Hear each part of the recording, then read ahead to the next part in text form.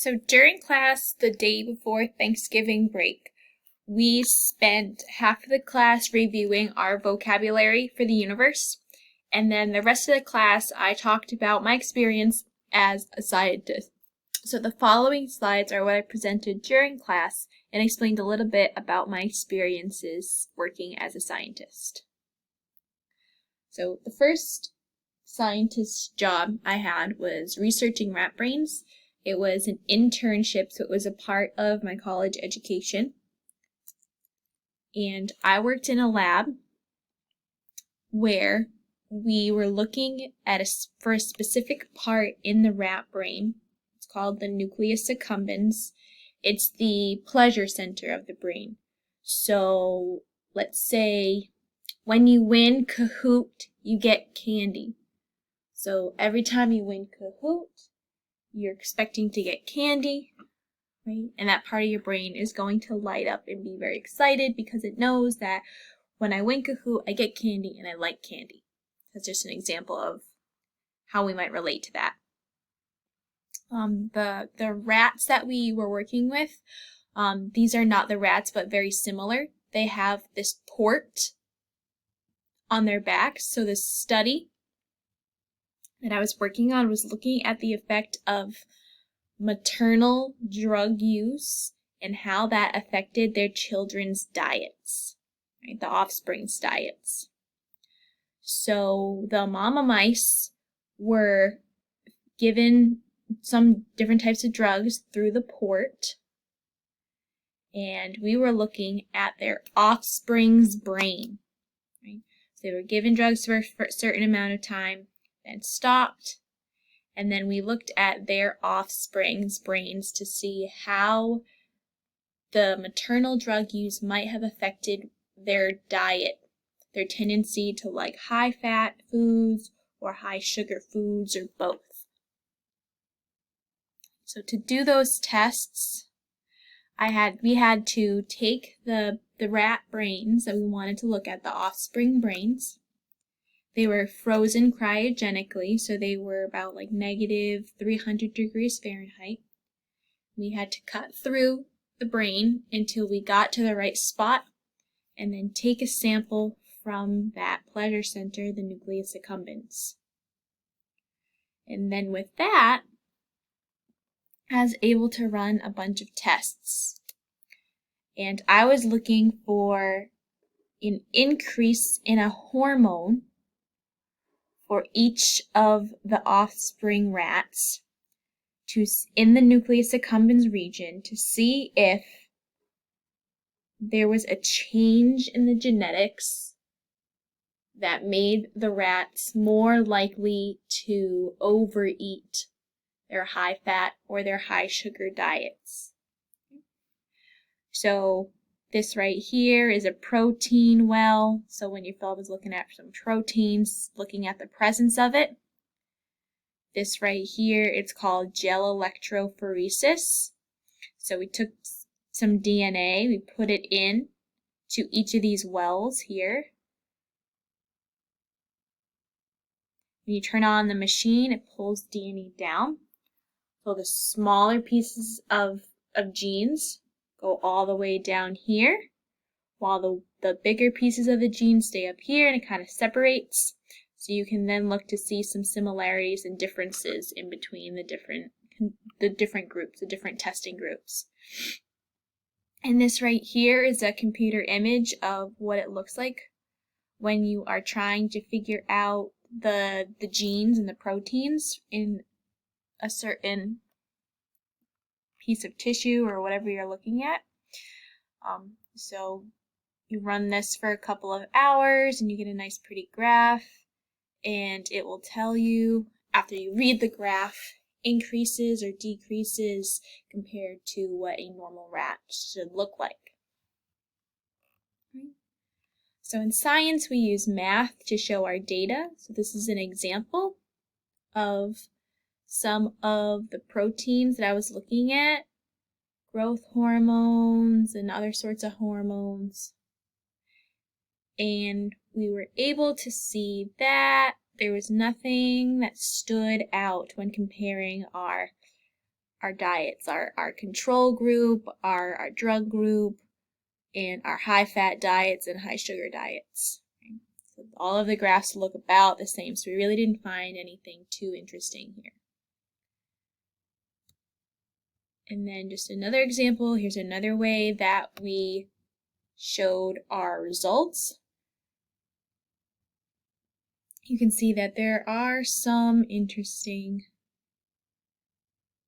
observations to make in between the groups, right? So the control group, the drug group, control group, drug group, so the high sugar, the control group, and the drug group, this is the high fat diet, right?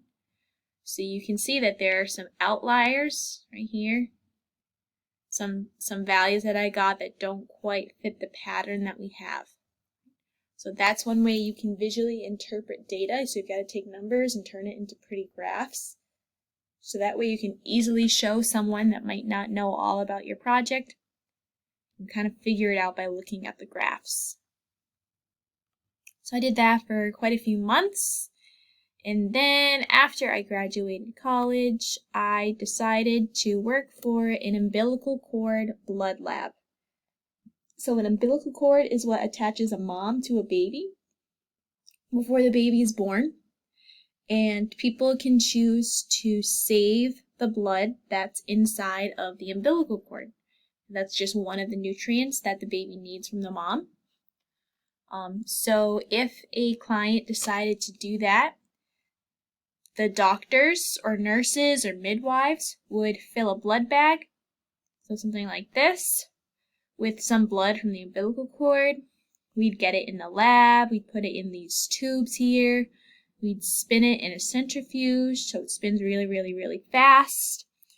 It was 1,300 rotations per minute, and we did it for about 15 minutes. And then what we did was we would take off this plasma, this yellow stuff, right? And then, so this isn't quite what I'm looking for, but we take off all of this waste, and then there'd be a thin layer of stem cells, and it's called a buffy coat. It's a thicker white section, so you'd suck that up, you put that in another tube, you'd add some saline, you'd mix it up, you put it back in the centrifuge. So what we were doing is we were taking out the stem cells. Right? And stem cells are specialized blood cells that can become red blood cells or they can become white blood cells.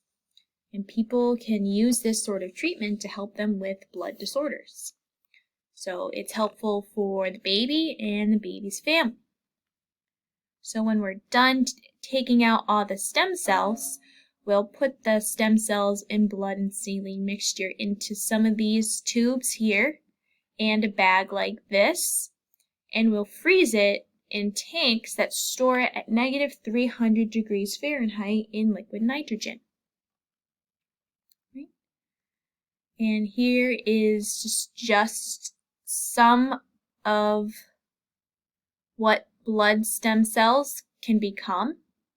They can become they can stay blood stem cells if that's what we need, or they can become red blood cells, they can become platelet cells, or they can become part of our immune system and become white blood cells.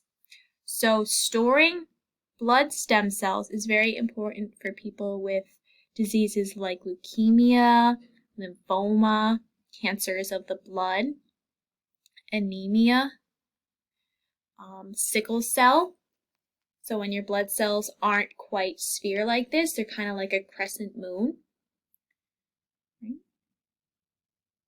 So collecting the stem cells from the umbilical cord blood is what the company that I worked for processed. So I wasn't the one actually taking the blood. We received the blood in a box, and then we processed and stored the stem cells. Okay. And the stem cells were stored in the same building at the cryogenic center, which I also worked at for quite a while. And these are some of the tanks that the blood is stored in.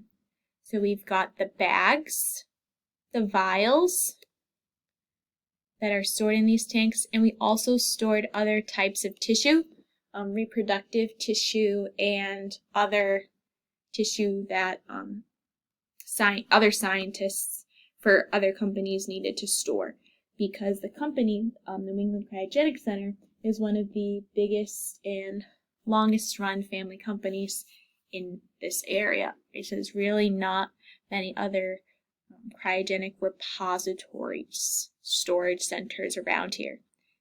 And I wanted to show you a picture of my lab coat, because when I first got my name on my lab coat, I was so excited. I was officially a scientist, because at my internship when I was working with the rats, while I had my lab coat, it didn't have my name on it.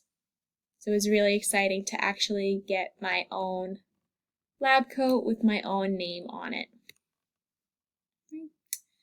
And because liquid nitrogen is so cold, negative 300 degrees Fahrenheit,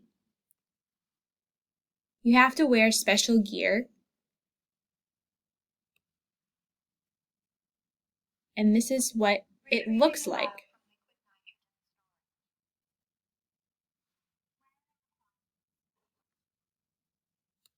So I'm just going to show you this 2-minute clip, which is what we also saw in class. Just put it muted because it's not going to record the sound. But these are the steps that you need to go through in order to even put something into those big tanks or take something out. You have to wear an apron, you need to wear a shield, you need to wear those special gloves. Because the liquid nitrogen is so cold, when it hits the air, it vaporizes, so it kind of boils off. So if it touches your skin, it immediately boils on your skin. And it really hurts if it gets on your skin. Like imagine if you dunk your hand into a boiling pot of pasta, right? It's going to really hurt. And those tanks have to be really insulated to hold in the cool liquid nitrogen so it doesn't evaporate. So depending on what type of materials you're taking out of the tanks, we normally would not just put the specimens on the counter. We would dunk it into another tank that was still really, really cold but didn't have a lot of liquid nitrogen. So if I put my fingers in there, they weren't going to get wet. Right? So even if you're wearing the gloves, if you get it wet with liquid nitrogen, it's still going to really hurt.